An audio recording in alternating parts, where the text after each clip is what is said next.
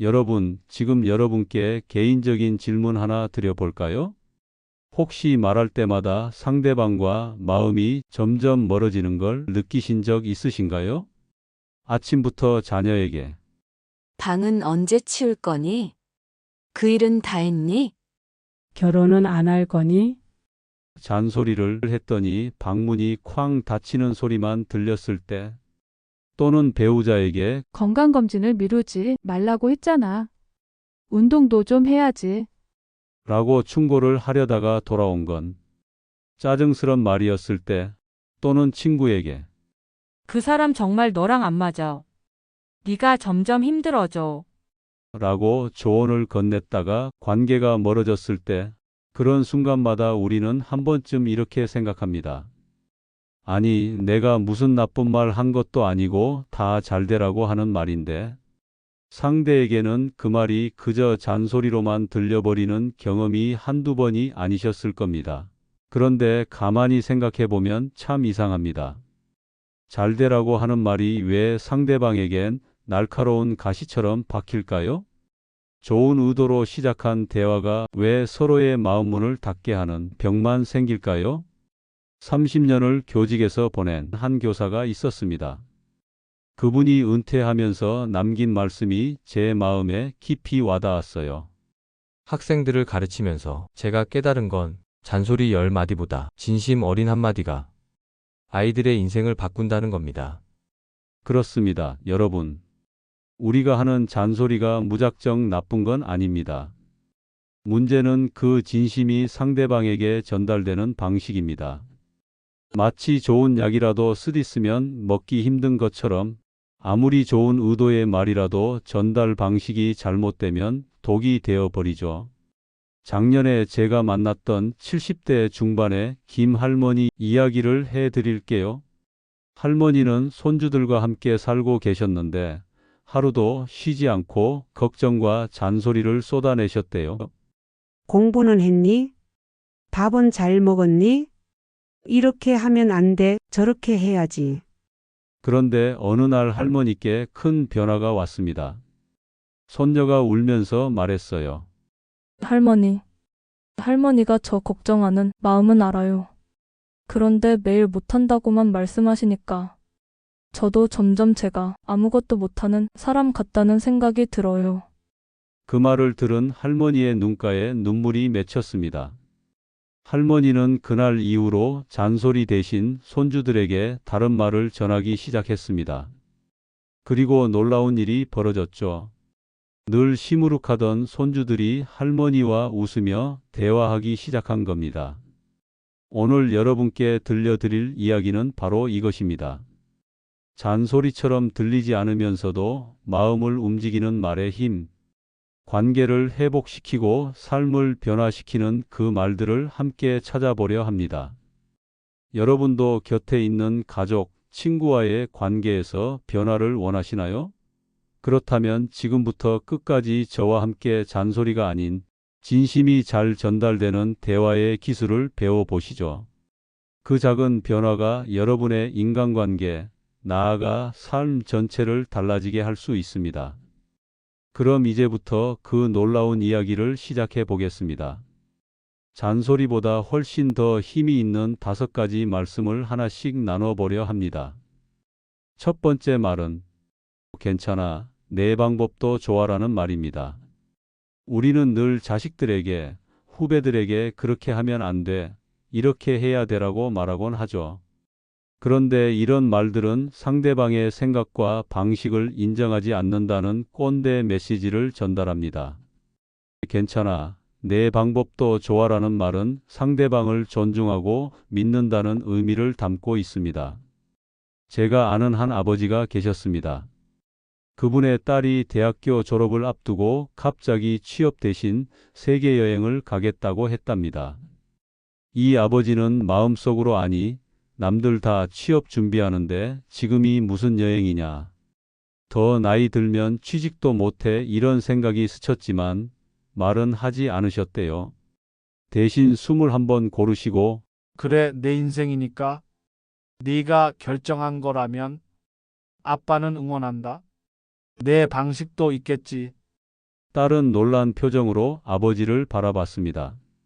사실 가족들의 반대를 예상하고 한바탕 논쟁을 할 각오를 하고 있었는데 아버지의 예상치 못한 반응에 오히려 당황한 거죠. 그런데 이게 끝이 아니었습니다. 딸은 아버지의 그 한마디에 오히려 더 진지하게 여행을 준비하기 시작했습니다. 예산을 꼼꼼히 짜고 안전한 여행을 위해 정보를 모으고 여행 계획서를 아버지께 보여드리기도 했죠.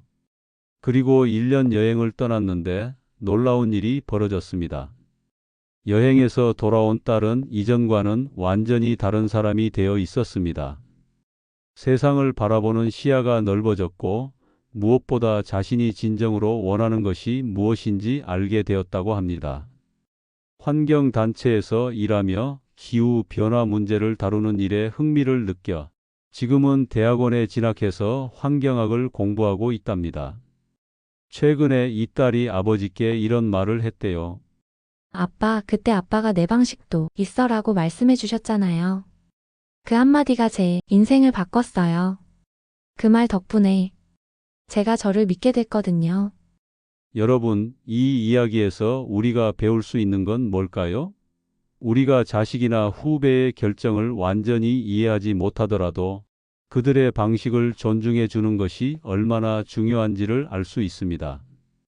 물론 쉽지 않습니다. 부모로서, 선배로서 우리는 걱정되는 마음에 그렇게 하지 마라, 이렇게 해야 한다고 말하고 싶어 하죠. 그런데 그런 말들은 상대방의 마음문을 닫게 만들 뿐입니다. 오히려 내 방법도 좋아라는 한마디가 스스로 책임감을 갖고 신중하게 행동하게 만드는 것이죠. 이 말의 진정한 힘은 신뢰에 있습니다. 내가 너를 믿는다는 메시지, 네가 잘할 수 있다는 응원이 담겨 있기 때문입니다. 그리고 놀랍게도 이런 신뢰는 상대방이 더 현명한 결정을 내리게 합니다. 여러분도 주변에 이런 분들이 계시지 않나요? 자녀가 특이한 진로를 선택하거나 손주가 전통적인 방식과는 다른 길을 가려고 할 때 우리는 흔히 걱정이 앞서서 안 돼, 그러면 안 되라고 말하게 됩니다. 하지만 오늘부터는 한번 멈춰서서 생각해 보세요. 그리고 이렇게 말해 보는 건 어떨까요? 괜찮아, 네 방법도 좋아. 이 한마디가 여러분과 사랑하는 사람들 사이의 관계를 어떻게 변화시킬지 상상해 보세요. 아마 놀라운 변화를 경험하게 되실 겁니다. 두 번째로 나눠 드릴 강력한 말은 고마워. 네가 있어서. 이 말은 단순히 상대방이 한 행동에 대한 감사가 아니라 그 사람의 존재 자체를 인정하고 감사하는 말입니다. 여러분 생각해 보세요. 우리는 늘 무언가를 잘 해냈을 때만 칭찬받고 인정받는 데 익숙합니다. 일을 잘했다, 성적이 좋다, 요리 솜씨가 좋다. 이런 말들은 모두 행동에 대한 평가의 칭찬이죠. 하지만 우리 모두는 그저 존재 자체로 가치 있는 사람입니다. 그리고 이 사실을 인정받을 때 우리의 마음은 크게 움직입니다. 대구에 사시는 박 할머니 이야기를 들려드릴게요. 박 할머니의 남편 최 할아버지는 40년 넘게 한 회사에서 근무하시다가 65세에 은퇴하셨습니다. 일이 전부였던 할아버지는 은퇴 후 갑자기 무기력해지셨어요. 아침에 늦게 일어나고 하루 종일 텔레비전만 보며 소파에 누워 계셨죠. 박 할머니는 걱정되는 마음에 매일같이 잔소리를 하셨습니다. 운동 좀 하지 그래. 하루 종일 TV만 보고 뭐 하는 거야? 그렇게 살면 병 생긴다니까. 하지만 이런 말들은 오히려 할아버지를 더 의기소침하게 만들 뿐이었습니다. 그러던 어느 날 박 할머니는 남편 곁에 조용히 앉아서 이렇게 말씀하셨습니다. 여보, 당신이 집에 있어줘서 고마워. 40년 동안 가족을 위해 밖에서 고생했는데 이제는 당신이 집에 함께 있어주니 든든하고 행복해. 그 순간 최 할아버지의 눈빛이 달라졌다고 합니다. 평소와는 다른 깊은 눈빛으로 박 할머니를 바라보며 오랜만에 웃음을 지으셨대요. 그리고 다음 날부터 조금씩 변화가 시작됐습니다. 아침에 일찍 일어나 동네 한 바퀴를 걷기 시작하셨고, 얼마 후에는 근처 노인정에서 바둑 모임에 참여하기도 하셨습니다. 박 할머니는 후에 이렇게 말씀하셨습니다. 남편에게 이것도 해라, 저것도 해라 하는 잔소리는 소용이 없더라고요. 그저 당신이 여기 있어줘서 고마워라는 한마디가 남편의 자존감을 살려준 것 같아요. 여러분, 이 이야기는 우리에게 무엇을 말해주고 있을까요? 누구나 자신의 존재가 누군가에게 의미 있고 가치 있다는 걸 느끼고 싶어 합니다.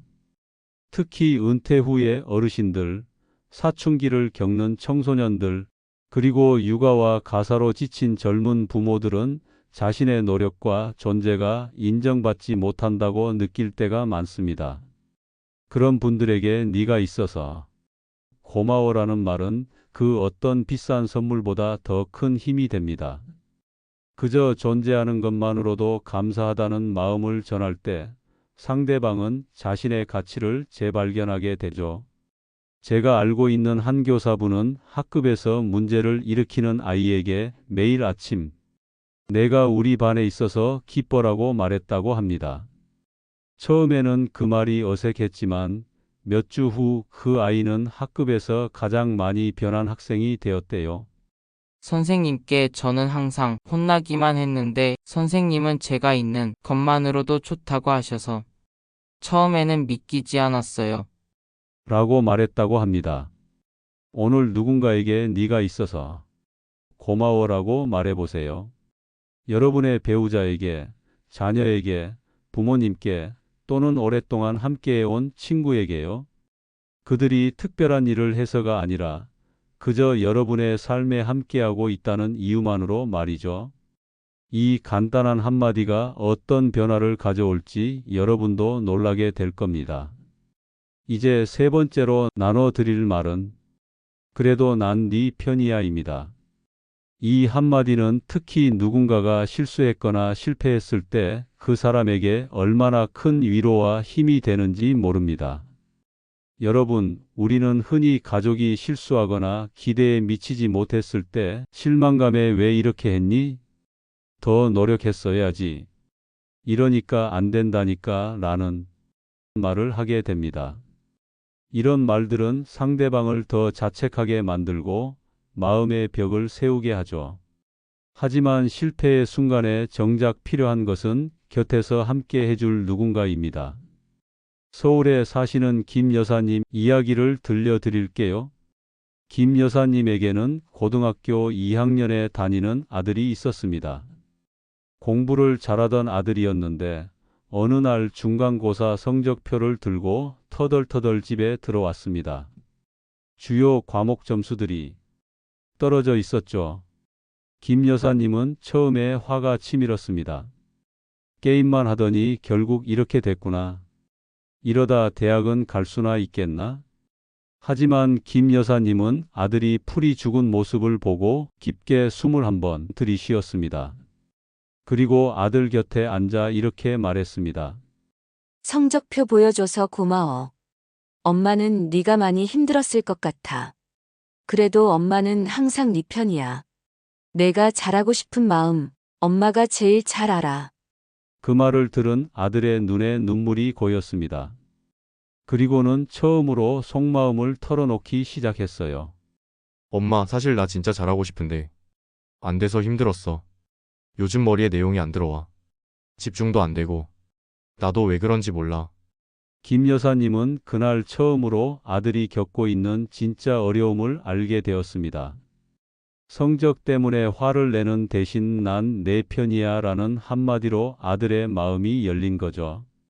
그 후 김 여사님과 아들은 함께 해결책을 찾기 시작했습니다. 병원에 가보니 아들은 가벼운 우울증 상태였고 적절한 상담과 치료를 받게 되었습니다. 그로부터 반년 후 아들의 성적은 놀랍게 향상되었습니다. 하지만 김 여사님이 더 값지게 생각하는 것은 아들과의 관계가 깊어진 것이었죠.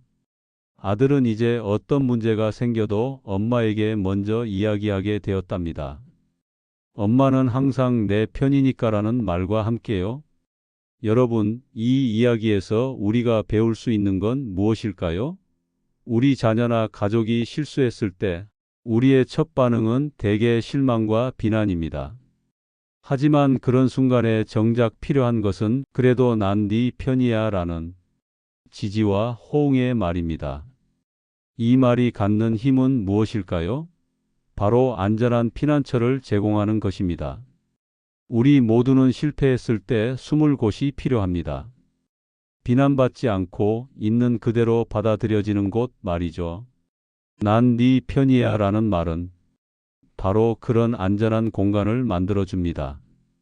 제가 알고 있는 한 교장 선생님은 문제를 일으킨 학생들에게 늘 이렇게 말씀하셨다고 합니다. 내가 무슨 일을 저질렀든 나는 여전히 네 편이야. 하지만 내 행동의 결과는 네가 책임져야 해. 그러자 학생들은 변명하거나 거짓말하는 대신 자신의 잘못을 인정하고 개선하려는 의지를 보였다고 합니다.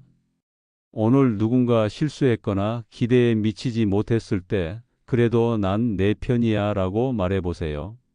자녀가 시험에 실패했을 때, 배우자가 실수를 했을 때, 친구가 약속을 지키지 못했을 때 말이죠. 그럼 놀라운 일이 벌어질 것입니다. 상대방의 마음 문이 활짝 열리고 진정한 대화가 시작될 테니까요. 네 번째로 나눠드릴 힘 있는 말은 내가 미안해입니다. 어쩌면 이 말이 우리에게는 가장 어려운 말일지도 모릅니다. 특히 어르신들에게는 더욱 익숙하지 않는 표현이죠. 하지만 이 한마디가 얼마나 큰 변화를 가져오는지 제가 경험한 이야기를 들려드리겠습니다. 우리는 흔히 어른이라는 이유로, 부모라는 이유로 아이들 앞에서 실수를 인정하지 않으려 합니다. 권위가 떨어질까봐, 아이가 버릇 없어질까봐 사과하는 것을 망설이곤 하죠. 하지만 역설적이게도 어른이 먼저 자신을 낮출 때 비로소 진정한 소통이 시작됩니다. 경기도에 사시는 이 여사님 이야기를 들려드릴게요. 이 여사님에게는 중학교 3학년에 다니는 사춘기 딸이 있었습니다. 예전에는 엄마와 친하게 지내던 딸이 중학교에 들어가면서 점점 마음의 문을 닫기 시작했어요. 학교 이야기도 하지 않고 방에만 틀어박혀 있었죠. 이 여사님은 딸의 성적이 떨어지는 것이 걱정되어 매일같이 공부하라고 다그쳤습니다. 성적 이렇게 떨어지면 좋은 고등학교 못 가. 내가 너 나이 때는 밤늦게까지 공부했어. 친구들하고 놀 시간에 책이나 좀 봐. 그럴 때마다 딸은 엄마는 나를 이해 못해. 라며 방문을 쾅 닫곤 했습니다. 그러던 어느 날 이 여사님은 또다시 딸과 크게 다퉜습니다. 엄마 때문에 숨이 막혀 나 좀 내버려둬. 라고 소리치며 방으로 들어갔죠. 그날 밤 이 여사님은 잠을 이루지 못했습니다. 내가 정말 딸의 마음을 이해하고 있는 걸까? 하는 생각이 들었거든요. 다음 날 이 여사님은 용기를 내어 딸의 방 문을 두드렸습니다. 그리고 딸의 침대 옆에 앉아 이렇게 말했습니다. 엄마가 네 마음을 다 이해하지 못했을 수도 있어.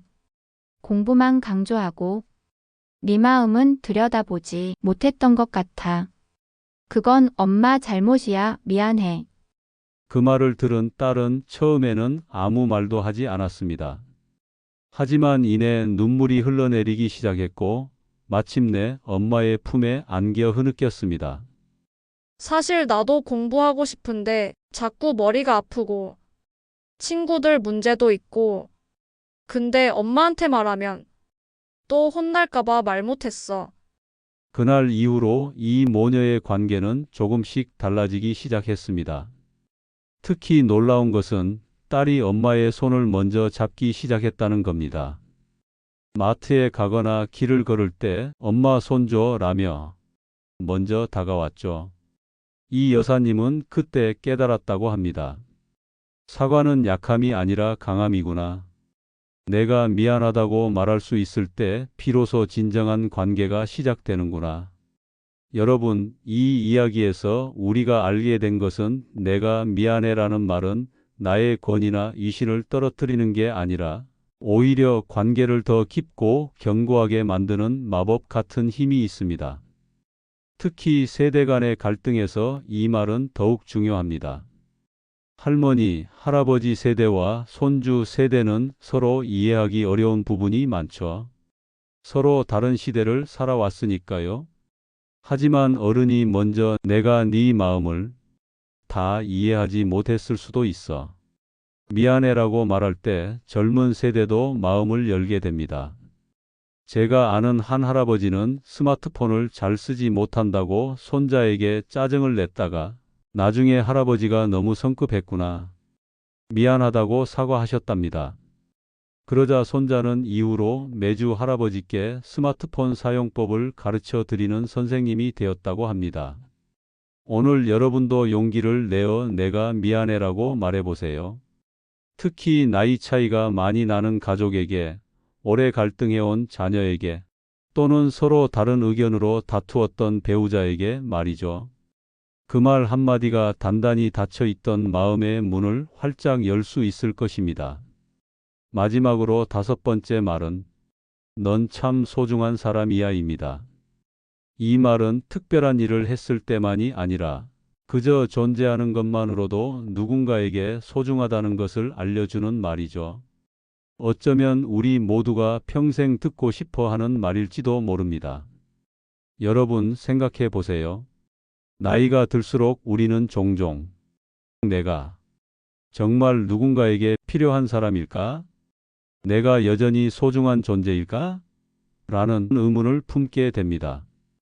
특히 자녀들이 독립하고 일에서 은퇴하고 친구들과의 만남이 줄어들면서 이런 생각은 더 강해지죠. 바로 그때 필요한 것이 넌 참 소중한 사람이야 라는 한마디입니다. 부산에 사시는 80세 박 여사님 이야기를 들려드릴게요. 박 여사님은 남편을 일찍 여의고 홀로 생활하고 계셨습니다. 아들 가족은 서울에 살고 있어서 자주 만나기 어려웠고 명절에나 겨우 얼굴을 볼 수 있었죠. 박 여사님은 매일 텔레비전을 틀어놓고 혼잣말을 하며 외로움을 달래셨습니다. 내가 뭐 때문에 이렇게 오래 살고 있는지 하면서요. 그러던 어느 날 대학생이 된 손주가 갑자기 할머니 집을 찾아왔습니다. 방학이 되어 할머니를 뵙고 싶어 기차를 타고 내려왔다고 했죠. 손주는 할머니와 함께 이틀을 보냈습니다. 떠나기 전날 밤 손주는 할머니의 손을 꼭 잡고 이렇게 말했습니다. 할머니, 제가 할머니께 꼭 하고 싶은 말이 있어요. 할머니는 제게 정말 소중한 분이에요. 할머니가 없으면 저도 없었을 거고 할머니가 해주신 이야기들이 제 삶의 나침반이 됐어요. 저는 할머니가 계셔서 정말 행복해요. 그 말을 들은 박 여사님은 눈물을 흘리셨습니다. 그리고 나중에 이웃에게 이렇게 말씀하셨다고 해요. 내가 80년을 살면서 그렇게 행복했던 순간이 또 있었을까 싶어. 평생 품고 있던 외로움이 눈 녹듯 녹는 것 같았어. 그 말 한마디를 듣고 나니까 갑자기 살아갈 힘이 생겼어.